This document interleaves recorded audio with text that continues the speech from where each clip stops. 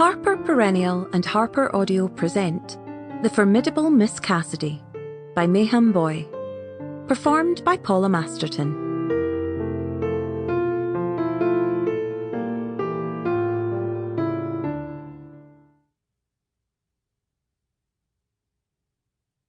Part 1, 1895. The Bendemeer House, Pontiana. Chapter 1. Miss Cassidy arrives. "I'm sure we will be very good friends," said Miss Cassidy brightly. Sarah Jane Bendemeer attempted a faint, polite smile. To be quite fair, it was very, very hot on Coya Quay, and they were both looking terribly bedraggled. Miss Cassidy was seldom put out by long journeys, but it was an inhuman distance between Scotland and British Malaya, and even she was feeling somewhat less than all there. Miss Cassidy jumped back, startled, as a small, grey, wizened man seized her trunk and loaded it onto his back and scurried off without a word. "I say, should I be worried about that?" she asked as Sarah Jane listlessly fanned herself. "What? Oh, no, that was Accio." Miss Cassidy waited for further explanation, but Sarah Jane seemed to believe this was sufficient in itself and began to drift away, muttering vague sounds of gratitude. So Miss Cassidy lifted her skirts and followed her. Several eyes followed her passage, but Miss Cassidy was not put out.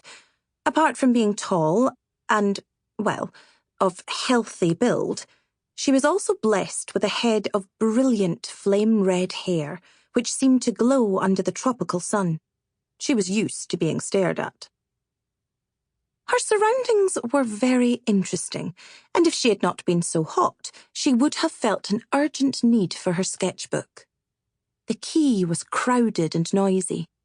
Around them surged the Chinese coolies, skinny, incredibly strong, unloading and loading sacks and crates and boxes as though they weighed nothing, though they certainly weighed more than the men carrying them. "What do these fellows eat?" murmured Miss Cassidy as Sarah Jane herself and her large poplar wood trunk were loaded into a rickshaw, which was then dragged at a furious rate through the dusty, noisy streets by another skinny man, whose waist was surely of less substance than Miss Cassidy's thigh. Admittedly, Miss Cassidy was a well-fed lass. "Oh, rice and that sort of thing," said Sarah Jane, unperturbed. "They're terribly strong." "Are they? I suppose it's what they're like."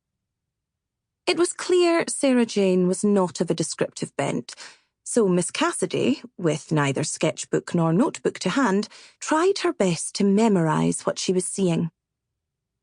The better to write a nice juicy letter for poor Anna later on.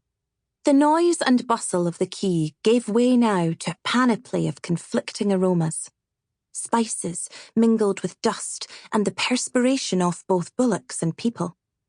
The faces had become more varied in colour, shape and dimension, as had the clothing. Small women with very large voices lined the streets, bearing on their backs children, fresh produce, bricks and dirt. Tiffins of food, buckets of water, sometimes all at the same time. It was most marvellous. The squat little buildings with indecipherable Chinese characters over the doors began to dwindle away by and by.